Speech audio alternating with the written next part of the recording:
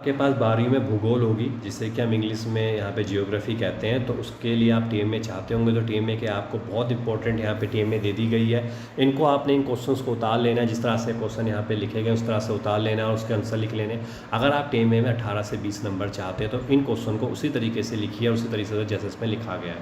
और इसके साथ आपको चीज़ का ध्यान रखना है, सबसे इंपॉर्टेंट है पेज नंबर। अगर पेज नंबर नहीं लिखेंगे तो आपके नंबर कट जाएंगे, क्योंकि वहाँ पे साफ बताया गया है कि टीएमए में आपको पेज नंबर लिखना होगा। फाइल की हम बात करें तो कोई फाइल ले लीजिए, जो कि एक तरफ वाइट पेज होता है, एक तरफ लाइन वाले पेज होते हैं, तो फाइल आप ले सकते हैं। तो चलिए शुरुआत करते हैं। तो वीडियो पॉज करते जाना है और उसके लिखते जाना। 40 से 60 शब्दों में आपको यहाँ पे लिखना है। अपक्ष के बारे में लिखना है, इसको आप लिख लीजिए पर्सन को, और पर्सन को वीडियो पॉज करके अगर आपने लिख लिया है तो बस यहाँ से आप उत्तर आप लिखना शुरू कर दीजिए। तो जिस तरह से यहाँ पे पॉइंट वाइज लिखा गया उसी तरीके से पॉइंट वाइज आपको यहाँ पे लिखना है और उसी तरीके से आपको यहाँ पर बताना है। अब हम चलते हैं दूसरे क्वेश्चन की ओर। तो दूसरे क्वेश्चन में वीडियो पॉज कर लेनी है। पहले आप इस क्वेश्चन को 40 से 60 शब्द वायुमंडल में जलवाष्प के बारे में आपको लिख लेना है, और लिखने के बाद आपको इस तरह की ये देखिए वायुमंडल में जलवाष्प के बारे में पूरा लिख लेना है। तो इस तरह से यहाँ पे पॉइंट दिए गए हैं, उसी तरह से पॉइंटों में आपने लिखना है। एक एक पॉइंट को बड़े समझ से लिखना है, बड़े ध्यान से लिखना है, और बार बार आपको कहा जा रहा है पेज नंबर जरूर लिखना है, क्योंकि पेज नंबर नहीं लिखेंगे तो यहाँ पर आपके नंबर कट सकते हैं। इसके बाद आपको वीडियो पॉज कर लेनी है और ये कम्प्लीटली आपको ये देख लेना है कि किस तरह से यहाँ पे लिखा गया है, उसी तरीके से आपको ये लिख लेना है। अब हम क्वेश्चन नंबर 3 की तरफ बढ़ेंगे। देखिए, तो क्वेश्चन नंबर 3 आपके पास आ चुका है। यहाँ पर भी 40 से 60 शब्दों में लिखना है। वर्षण के बारे में आपने लिखा है, जो बारिश होती है। तो ये देखिए यहाँ पर लिया गया, तो आपने वीडियो पॉज कर लेनी है, और वीडियो पॉज करने के बाद आपको ये कम्प्लीटली जितने भी आपको यहाँ पे पॉइंट दिए गए, 1 पॉइंट 2 पॉइंट, वो पॉइंट आपको कम्प्लीटली पूरे कर लेने हैं। तो दूसरा पॉइंट आप ढंग से आप वीडियो पॉज कर लीजिए यहाँ पर, और वीडियो पॉज करने के बाद इस पॉइंट को लिख लीजिए। अगर आपने लिख लिया है तो हम आगे बढ़ते हैं क्वेश्चन 4 की ओर।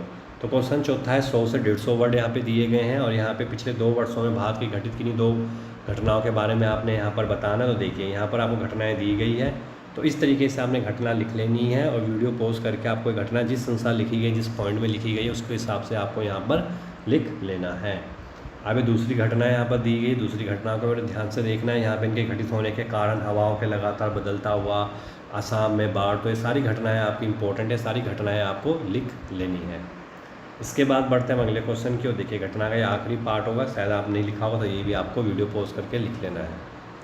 इसके बाद देखिए नेक्स्ट है यहाँ पे, और इनके घटित होने के कारण, यहाँ पे कारण बताए गए हैं, वो कारण आपको लिख लेने हैं।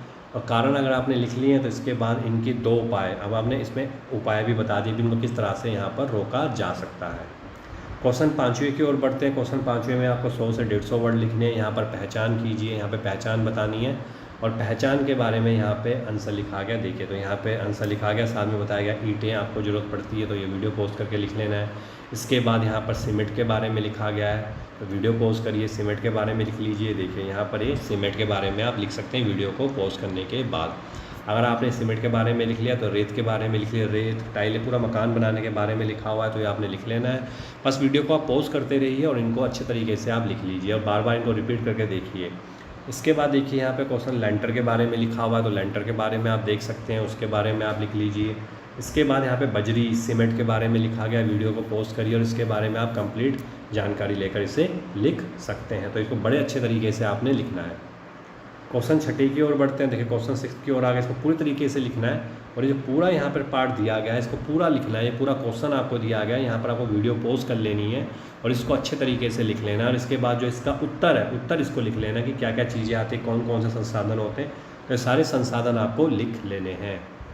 इसके बाद हम आगे की ओर बढ़ते हैं। शायद संसाधन आपको लगभग 12 संसाधन आपको यहाँ पर दिए गए हैं, वो आपको लिख लेने हैं। इसके बाद हम आगे बढ़ते देखिए, और संसाधन आपको दिए गए हैं, ये संसाधन भी आपको लिख लेने, यातायात के संसाधन हैं ये। और इसके बाद आपको वीडियो पॉज करके यहाँ पे ये लिख लेना। देखिए वीडियो पॉज करिए और ये आप लिख लीजिए।